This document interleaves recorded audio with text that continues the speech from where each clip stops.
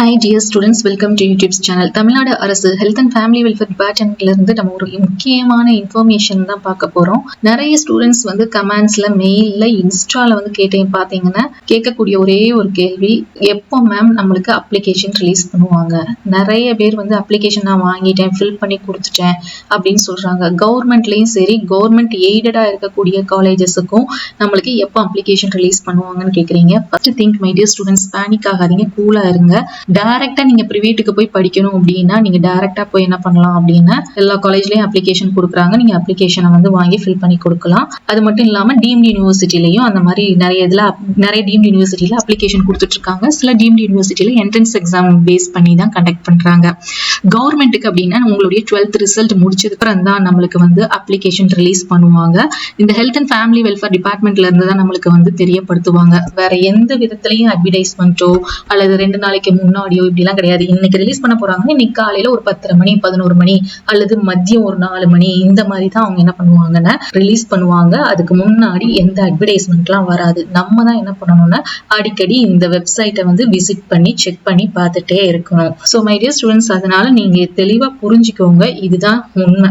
So இதையுமே உங்களுக்காகவே நான் இந்த டிஎன் மெடிக்கல் செலெக்ஷன் கமிட்டிக்கு கால் பண்ணி கேட்டப்போ அவங்க கொடுத்த அப்டேட் 12th ரிசல்ட்டுக்கு அப்புறம் அப்படின்னு சொல்லி போனை கட் பண்ணிட்டாங்க.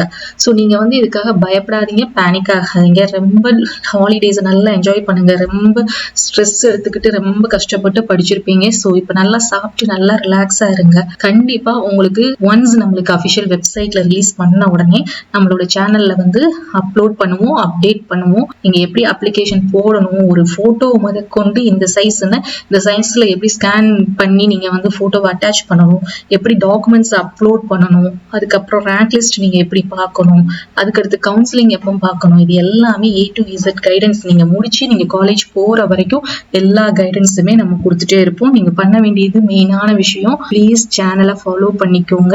மறக்காம தயவு செய்து அந்த பெல் நோட்டிபிகேஷன் பெல்லையும் கிளிக் பண்ணிக்கோங்க. அப்பதான் நீங்க எந்த அப்டேட்ஸையுமே மிஸ் பண்ண மாட்டீங்க. என்னென்ன காலேஜுக்கெல்லாம் அப்ளை பண்ணணுமோ உங்களால அப்ளை பண்ண முடியும், எதையுமே நீங்க தவிர்க்காம. இன்னைக்கு கூட கொஞ்சம் இந்த வீடியோ மேக் பண்றதுக்கு முன்னாடி கூட ஒரு 4-5 ஸ்டூடெண்ட் மொத்தமா கேட்டிருக்கிறாங்க மெயில்ல, என்னன்னா சிஎம்சி உடைய அப்ளிகேஷன் ஃபார்ம் நான் மிஸ் பண்ணிட்டேன், நீ பண்ணவே முடியாதான்னு. வருஷம் இந்த மாதிரி கேசஸ் குறைஞ்சபட்சம் இன்னும் முடியறதுக்குள்ளேயும் பாருங்களேன், நிறைய ஸ்டூடெண்ட்ஸ் கேட்க வருவாங்க. சிஎம்சி மட்டும் சொல்லல, இன்னும் எய்ம்ஸுக்கு கூட இருக்குது. எய்ம்ஸுக்கு April 4th லாஸ்ட் டேட் நினைக்கிறேன்.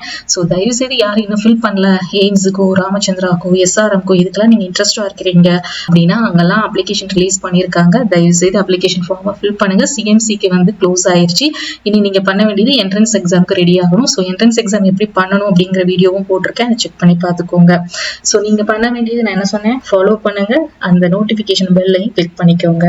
ஸோ இந்த 21 paramedical courses government medical college அல்லது government aided seats in private காலேஜ்ல படிக்கணும் அப்படின்னா நம்மளுக்கு ஒரே ப்ராசஸ் இந்த health and family welfare department மூலமா.